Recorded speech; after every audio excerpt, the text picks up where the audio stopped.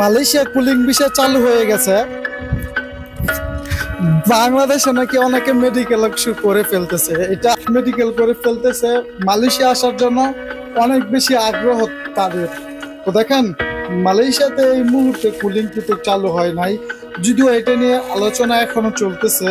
তো আপনারা যারা বাংলাদেশে থেকে, অনেকে দেখতেছি বিভিন্ন জায়গায় পোস্ট করতেছে, টিকটক, ইউটিউব, ফেসবুকে বিভিন্ন জায়গায় যে মালয়েশিয়া যাওয়ার জন্য মেডিকেল শুরু হয়ে গেছে, হ্যান ত্যান আরো অনেক কিছু।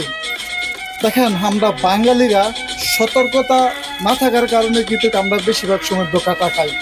2023 সালে কুলিংয়ে যারা মালয়েশিয়াতে আছে তারা এখনো হাজার হাজার প্রবাসী বেকার, এবং কি অনেকে বাংলাদেশ থেকে টাকা নিয়ে তারপর দেশে চলে যাইতে হয়েছে মালয়েশিয়া থেকে। তো এখন যারা আপনারা মালয়েশিয়া আসার জন্য পাগল হয়ে গেছেন, আপনাদেরকে বলি, আপনাদের জন্য ছোট্ট একটা পরামর্শ। এখন পর্যন্ত আপনারা কেউ কারো কাছে টাকা, পাসপোর্ট কোনোটাই জমা দিবেন না।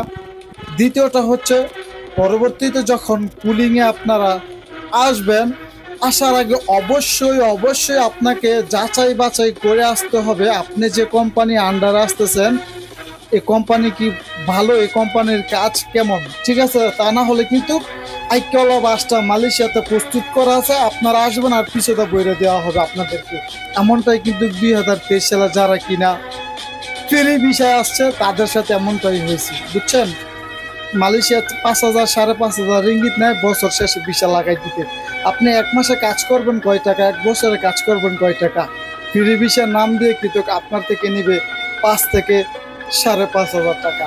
তো এখন সবশেষে একটা কথা বলতে চাই, আপনারা এখন সাবধানে থাকেন, এখনো কিন্তু চূড়ান্ত ফয়সালা হয় নাই মালয়েশিয়া বাংলাদেশ থেকে কর্মী আনার বিষয়। ধন্যবাদ সবাইকে।